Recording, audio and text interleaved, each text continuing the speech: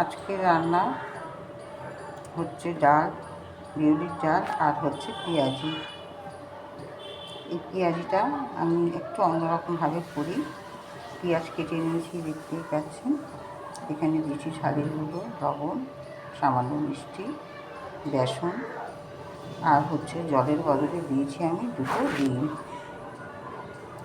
এটা দিয়ে আমি 8 ঘন্টা মাখিয়ে রেখে দেবো। আজকে রান্না পাশে নুন হলুদ মাখিয়ে রেখেছি। খানিকটা মাছ আমি ভাজতেও বসিয়ে দিয়েছি।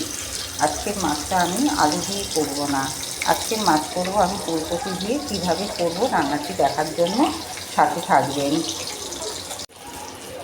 মাছ আমার আলাদা করে ভেজে তুলে নেওয়া হয়ে গেছে। সব কটা মাছে আমি ভেজে নিয়েছি, দেখতেই পাচ্ছেন। এবার এই মাছ ভাজার তেলের মধ্যে আমি দিয়ে দেবো কেটে রাখা ফুলকপি। ফুলকপিটা একদম লাল করে ভেজে নেব। তারপর এখানে দেবো আমি মশলা। আমি কী মশলা এর মধ্যে দিয়েছি, ভাজা হয়ে গেলে যখন আমি মশলাটা দিয়ে কষবো তখন আমি বলে দিচ্ছি কী মশলা এর মধ্যে দেওয়া হয়েছে। ফুলকপি একদম লাল লাল করে ভাজা হয়ে গেছে, দেখতেই পাচ্ছেন। এবার আমি দেবো এর মধ্যে মশলা। এর মধ্যে আমার মশলা রয়েছে সর্ষে, টমেটো, পেঁয়াজ আর দিয়েছি একটা কাঁচা লঙ্কা আর দিয়েছি স্বাদ মতো লবণ। এই দিয়ে এবার মশলাটা কষাচ্ছি। ফুলকপি ভেজে মশলা দিয়ে কষিয়ে আমি আমার পরিমাণ মতো জল দিয়ে দিয়েছিলাম। ফুটে উঠতেই এক এক করে মাছ আমি সাজিয়ে দিয়েছি। এর মধ্যে মাছও ফুটছে, দেখতেই পাচ্ছেন। তার মধ্যে আমি দিয়ে দিলাম খানিকটা ধনেপাতা আর হচ্ছে কাঁচা সর্ষের তেল। সর্ষে বাটা মানেই কাঁচা সর্ষের তেল, তা না হলে টেস্ট আসে না, গন্ধও একটা খুব সুন্দর গন্ধ আসে। তো মাছের ঝোল আমার রেডি। এরমভাবে ফুলকপি দিয়ে কারা কারা মাছের ঝোল খেয়েছেন সেটা কিন্তু কমেন্টে আমাকে জানাবেন, আর কারা খাননি সেটাও জানাবেন। যারা খাননি তারা অবশ্যই এরমভাবে খেয়ে দেখবেন, ভালো লাগবে খেতে। আর এইদিকে পেঁয়াজিও আমার মজে গেছে, মেখে আমি রেখে দিয়েছি মিনিমাম 8 ঘন্টা। দেখুন পেঁয়াজ কী সুন্দর একদম মজে গেছে। এবার এক এক করে পেঁয়াজিও আমি ভেজে তুলব। পেঁয়াজির জন্য তেল বসানো হয়েছে, তেল গরম হয়ে গেছে। আঁচটা আমি এবার করবো মিডিয়ামে।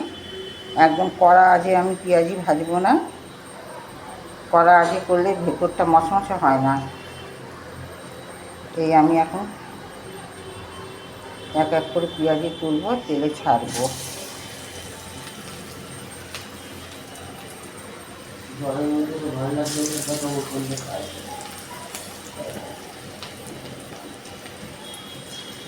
জলের এক পাল্লাটা দিয়ে দিলে চাপ লাগবে।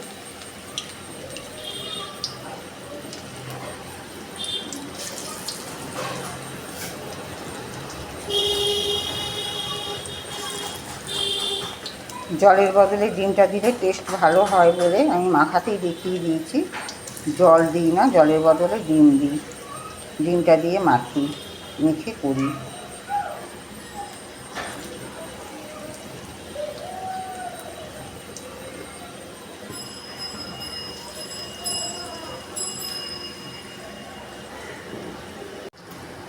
পেঁয়াজি আমার আপাতত রেডি।